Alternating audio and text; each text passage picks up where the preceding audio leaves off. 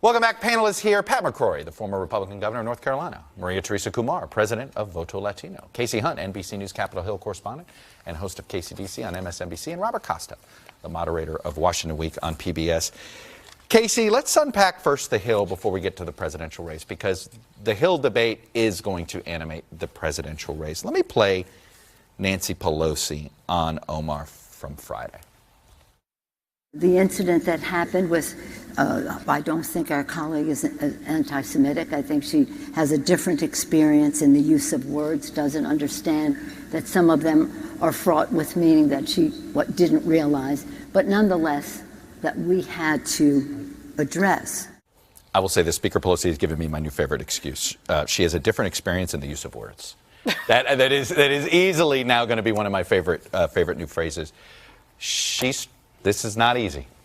It's not easy, Chuck. I think the one thing when you speak with, members of the Democratic Party who were frustrated with how their own party handled this, there are a lot of Jewish and non-Jewish Democrats, frankly, who are upset that this resolution was as broad as it was.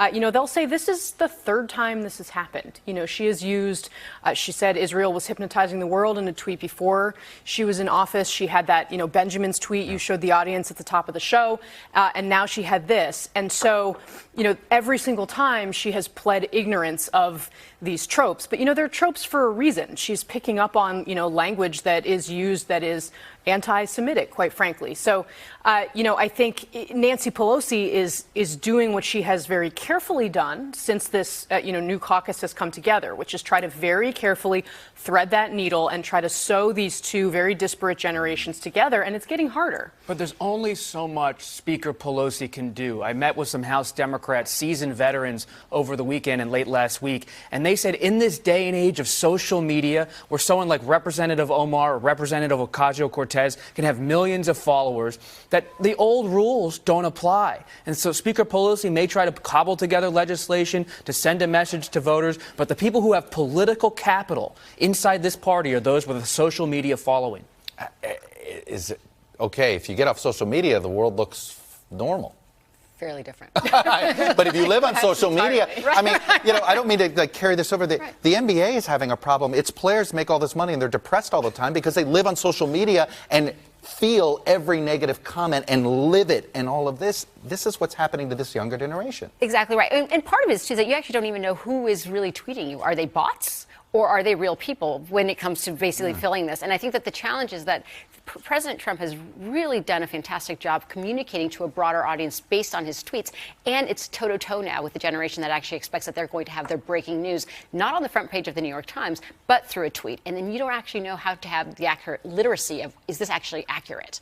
And that's a challenge. As a former mayor and former governor, I always thought resolutions without actions were empty gestures.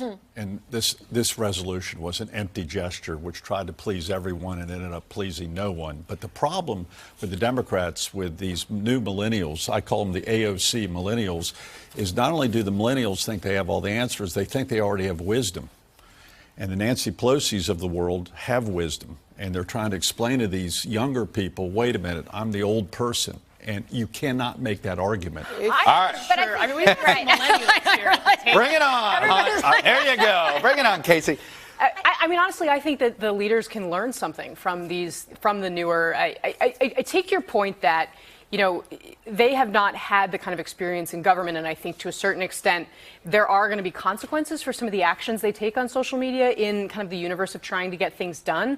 But on the other hand, I think the old guard doesn't really understand the power of what they bring. By the way, guys, I want to insert somebody into here really quickly. First of all, the Times set it up really well. Times said, this is the debate in the Democratic Party, what you guys are arguing about. Do Americans simply pine for a pre-Trump equilibrium, less chaos and more consensus?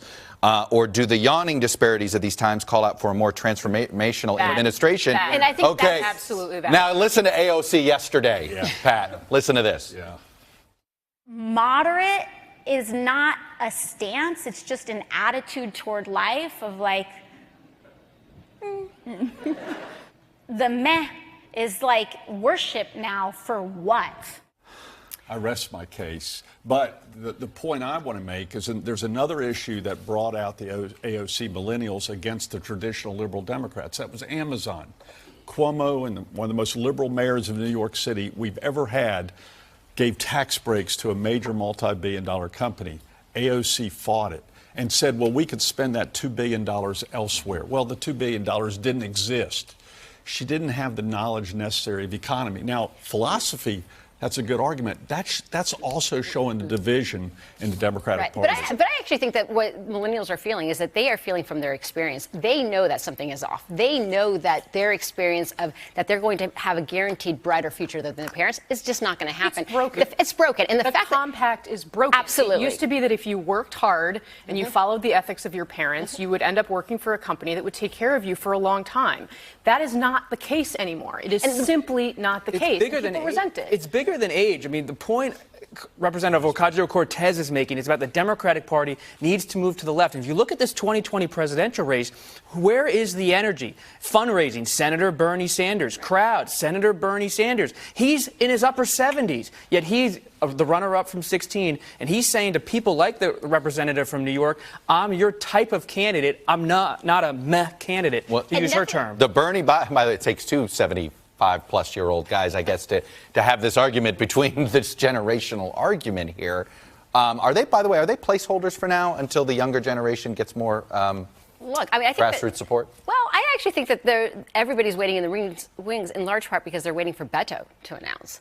And unlike all of the other Democrats that are trying to move as far to the left to say, yeah, I am your person, he has not necessarily said that he is, and he's much more palatable to a lot of the independents. And he's done that in a very interesting way because, again, if you ask him where his policies are, they're not on the left. No, he's all things, all people. Right. If there's a criticism of Beto, it's that he doesn't know where he stands on a lot of things. If you read some of those all these left-wing stances, the Green Plan especially, where the millennials are going to realize they have to have energy and power at an affordable price. They're going to find out energy is not cheap, and you need energy to survive. And the reality is going to wake them up sometime down the road. This is a conversation that needs more time, and I might actually give it more time. Hey, NBC News fans, thanks for checking out our YouTube channel. Subscribe by clicking on that button down here, and then click on any of the videos over here to watch the latest interviews, show highlights, and digital exclusives. Thanks for watching.